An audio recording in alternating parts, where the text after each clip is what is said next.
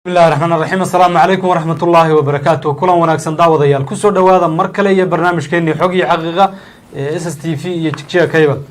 برنامج كان وحن سجارة ودول استاجي دونا أما أنكويا جدونا هدير بقدره شركي لفليين وكردو عن مجالات دو سمرهب حرونتا قبل كجلجدود أهنا حرونتا دولة قبلات كجلمدو أيه إنه يجي دونا أمنية مجالات دو سمرهب أيه الشيء يا إن لو أتكيي هالكاسين ودي بقول لابتي مدحوينها جلمدو أحمد عبدي كاري قرقر ومالمه يقدم بيجي أما بلي يقدم بيجي هذا السعودية لك الدوان كوكالا بحنايي قبل الله كلا دوان أما ديجانا كلا دوان دولة قبلات كاسي جلمدو ما دام وياهي مدحوينا هاتن كل عصب حلكا جلمدو إسلام مركزنا شقوين بدن أنتي وجوعي هالكاسي كقبتي وحى وسفر كلا دوان والنبضات كم مرة ديجانا كلا دوان قبل كا جلمدو أما قبل الله جلمدو أنا هذا دب أيوه وصل لابتي مقالة دو سمراب waxaan filayaa culays badan ayaa dul saaran maadaama halkaasi uu ka dhacayo kulankii ugu horeeyay ee intii muddo ahayd ay isugu yimaadaan maamul goboleedyada isbedeladii qaarkood ku dhacay kadib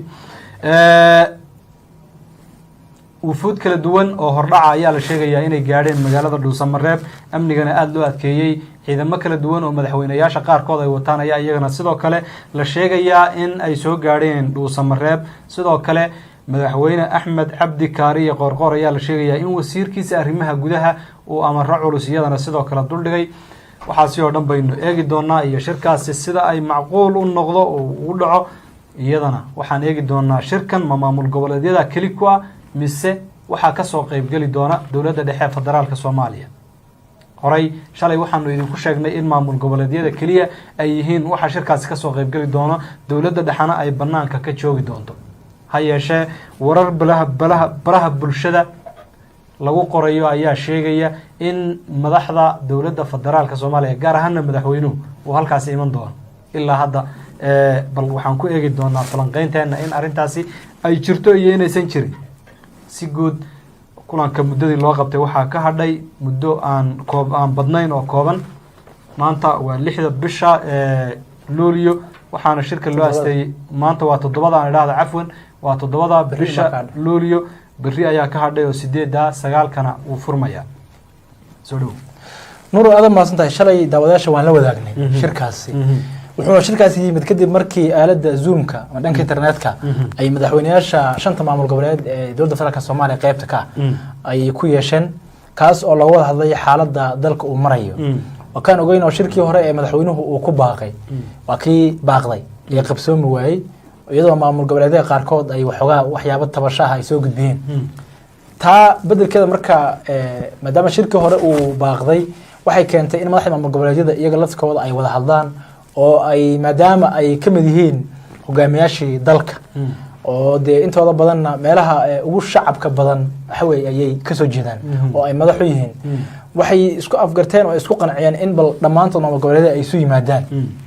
maadaama hadda dhamaantood iyo dawladda federaalka aysan kulmi karin maamul goboleedyada qaarkood ay xawiyay tabasho ay muujinayaan xamuda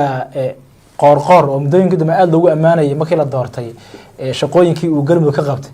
mar kale inuu tunka u ritay door culays badan oo uu ku doonayo in bal khilaafaadka jira lagu xalliyo maamul goboleedyadina ay isu wada yimaadaan inta badan maamul goboleedyada iyaga waxba isuma qabaan wax khilaafado ka dhaxay malahan waa maamul goboleedyada iyo dawladda qaar kamid ah waxa weeye uu mugdi iyo madmadow iyo khilaaf uu kala dhex jiraa marka xumada dawr in uu ka qaadanayo oo uu ku doonayo in uu nabadoon ku noqdo oo maamul goboleedyadii uu isu keeno halkaana maamul goboleed kasta iyo cabashada uu waxa weeye uu wato halka lagu ogaado kadibna ay warmurtiye soo saaraan isaga laftirkiisa madaxweynaha galmudug waa kaan ogeyn xalay barta uu ku leeyahay Facebook uu soo dhigay warmurtiyeedka shirkii aaladda zoomka ay ku yeesheen isaga iyo madaxda maamul goboleedyada oo isagu uu martigelinayo shirka ayaga ay yeesheen maamul goboleedyada warmurtiyeedka ka soo baxay laguma xusin dawladda federaalka inay qayb ka tahay shirkaas laba qodob baa ka soo baxay labada qodob mid ka koowaad wuxuu ahaa maamul goboleedyada inay shirkaas isugu yimaadaan oo ay ka wada arrinsanaan marxaladda dalka uu marayo gaar ahaan arrimaha doorashooyinka qodob kale tan wuxuu ahaa shirka inuu gogol xaar u noqon doono kulan dambe oo lagu doonayo madaxda dowladda federaalka iyo maamul goboleedyada inay isugu yimaadaan laguna xalliyo khilaafaadka jira labada qodob baa ugu waaweynaa warmutiyeedka shalay ka soo baxay iyaga kulankii ay yeesheen madaxda maamul goboleedyada dhinaca kaleete waxaa diyaargarow xoogan uu ka socdaa dhinac walba dhinaca garow markaan fiirno madaxweynaha Puntland oo shirka inuu aad isu diyaarinayo Kismaayo madaxweynaha Jubbaland Hirshabeelle madaxweynihii waxa weeye maamulkaasi Maxamed Cabdi Waare iyo koonfur galbeed madaxweynihii waxa weeye maamulkaasi lafta gareen magaalada Dhuusamareeb waxaa ku sugan ciidamada dowladda federaalka dhankeeda ka socda iyo kuwa maamul goboleedyada dhankeeda maamulka waxa weeye Galmudug waxaa guud ahaanba la adkeeyay amniga magaalada Dhuusamareeb waxaana aad loo baarayaa gaadiid kala duwan ee magaalada Dhuusamareeb galaya maadaama xaruntii maamulkaasi ay tahay shirkan haddana uu ka dhacayo dhinaca kale waxaa magaalada waxa weeye Dhuusamareeb xarunta gobolka Galguduud dib ugu soo laabtay madaxweynaha maamulkaasi Axmed Cabdi Kaariye Qorqor Soomaalida waxay dhahdaa naag la furay fadhuula kii furayna fanaqlay intii la doortay wuxuu ku jiray dadaalo iyo socdaalo kala duwan oo uu ku bixinayay deegaanada kala duwan ee maamulkaasi gaar ahaan meelaha maamulka uu gacanta ku hayo oo uu shacabka waxa weeye aragtidooda iyo aaraadooda waxa weeye ku soo dhageysanayay xaaladaha kala duwan iyo duruufaha kala duwan ee deegaanadaasi ka jira ha noqoto caafimaad ahaan waxbarasho ahaan amni ahaan maartay biyihii oo iyaguna ka mid ah qaybaha ugu muhiimsan ee nolosha waxa weeye noolaha marka saadaradeed maadaama ay khilaafaad kala duwan u ahayd magaalada Dhuusamareeb wufuud culusna ay imanayso oo kalsoonidu aad moodo waxoogaa inay yara xadidan tahay muddana magaaladan ay dagaalo waxa weeye ka jireen waxa uu ku qasbanaaday madaxweynaha maamulkaasi inuu magaaladii yimaado amnigii la sugo oo ciidamadii heegan la geliyo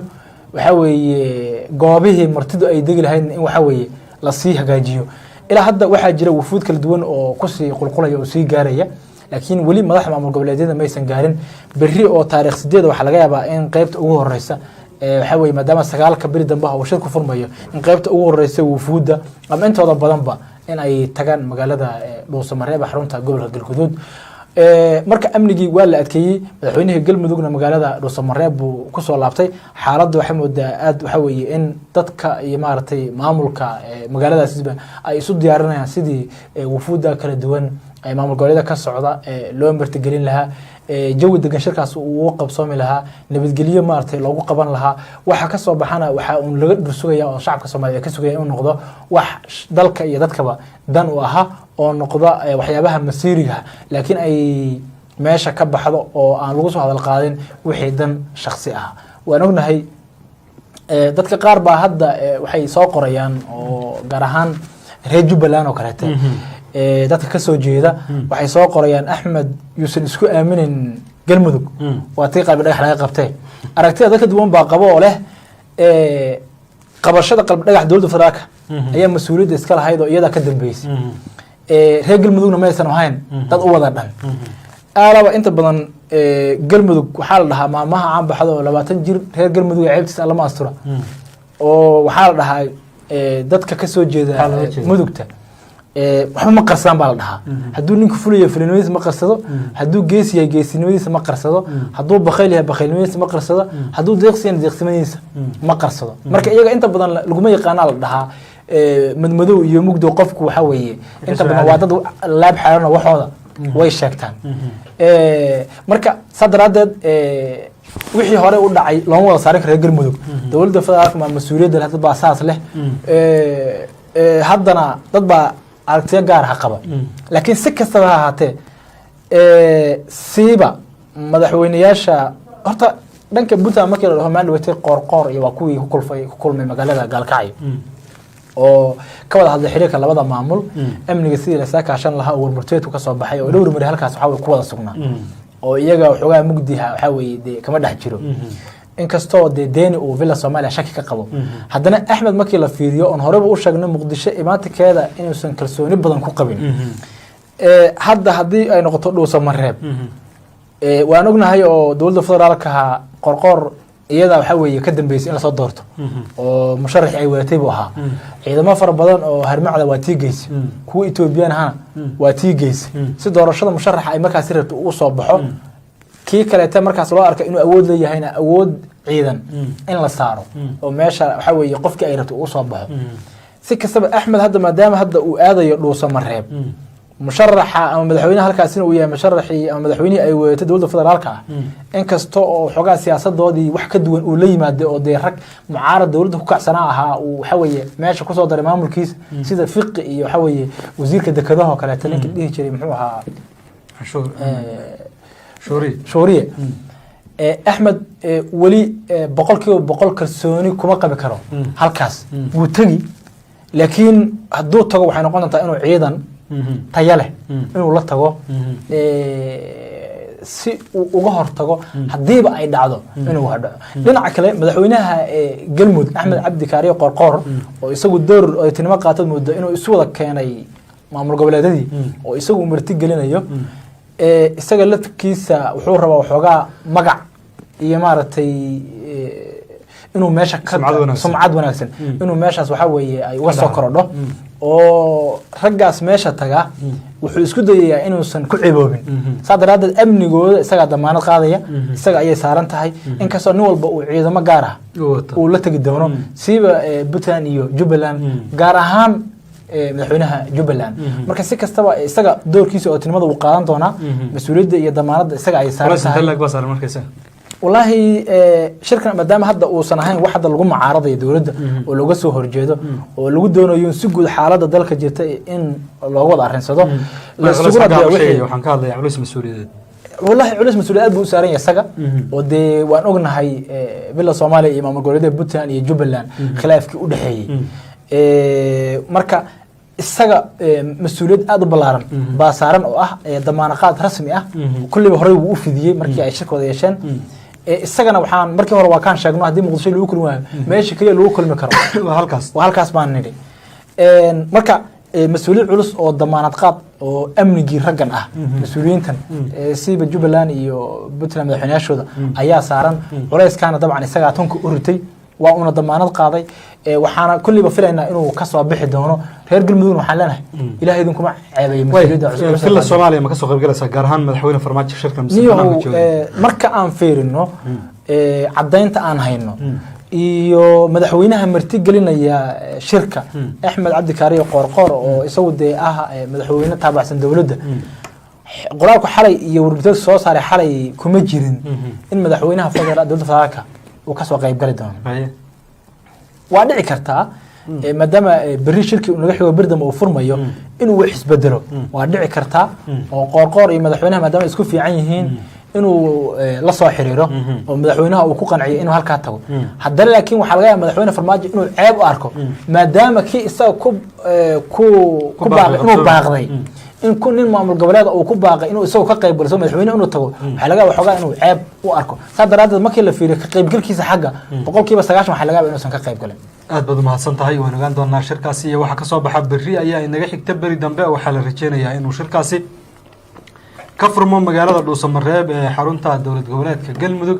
waxaana rajeyneynaa in shirkaasi si qurux badan oo guula kusoo dhammaan doono inkasta oo taxadar badan la muujinayo si walba ahaataba wararka ka soo kordha waan idinla wadaagi doonaa hadba sida ay noo soo gaadhaan inta aan barnaamijka qaybihiisa kale isugu soo laaban doono waa nuur iyo ilka xaso idinku dhaafaya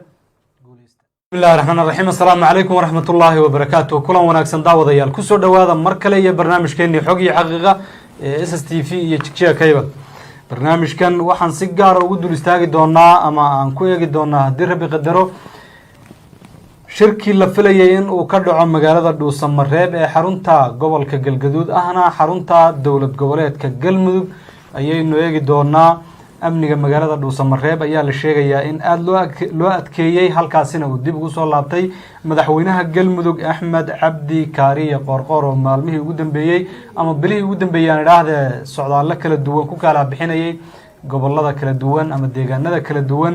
ee dowlad goboleedkaasi galmudug maadaama uu yahay madaxweyne haatan ku cusub xilka galmudug isla markaasina shaqooyin badan intii uu joogay halkaasi ka qabtay waxa uu safaro kala duwan oo nabadeed ku marayay deegaanada kala duwan ee gobolka galmudug ama gobolada galmudug aan idhaahdee dib ayuu ugu soo laabtay magaalada dhuusamareeb waxaan filayaa culays badan ayaa dul saaran maadaama halkaasi uu ka dhacayo kulankii ugu horeeyey ee intii muddo ahayd ay isugu yimaadaan maamul goboleedyadu isbedeladii qaarkood ku dhacay kadib wufuud kala duwan oo hordhaca ayaa la sheegayaa inay gaadheen magaalada dhuusamareeb amnigana aada loo adkeeyey ciidamo kala duwan oo madaxweynayaasha qaarkood ay wataan ayaa iyagana sidoo kale la sheegayaa in ay soo gaadheen dhuusamareeb sidoo kale madaxweyne axmed cabdi kaariye qoorqoor ayaa la sheegayaa in wasiirkiisa arrimaha gudaha uu amaro culus iyadana sidoo kale duldhigay waxaasi oo dhan baynu eegi doonaa iyo shirkaasi sida ay macquul u noqdo oo u dhaco iyadana waxaan eegi doonaa shirkan ma maamul goboleedyada keli ku ah mise waxaa kasoo qeybgeli doona dowladda dhexe federaalka soomaaliya horey shalay waxaanu idinku sheegnay in maamul goboleedyada keliya ay yihiin waxaa shirkaasi kasoo qeybgeli doono dowladda dhexena ay banaanka ka joogi doonto ha yeeshee warar balaha bulshada lagu qorayo ayaa sheegaya in madaxda dowladda federaalka soomaaliya gaar ahaana madaxweynuhu uu halkaasi iman doono ilaa hadda bal waxaan ku eegi doonaa falanqeynteena in arrintaasi ay jirto iyo inaysan jirin si guud kulanka muddadii loo qabtay waxaa ka hadhay muddo aan badnayn oo kooban maanta waa 6da bisha luulyo waxaana shirka loo aasteeyey maanta waa 7 aan idhaahda cafwan waa 7 bisha luulyo berri ayaa ka hadhay oo 8 9kana wuu furmayaa soo dhow nuur aad maasantahay shalay daawadayaasha waan la wadaagnay shirkaasi wuxuu shirkaasi yimid kadib markii aaladda zoomka ama dhanka internetka ay madaxweynayaasha shanta maamul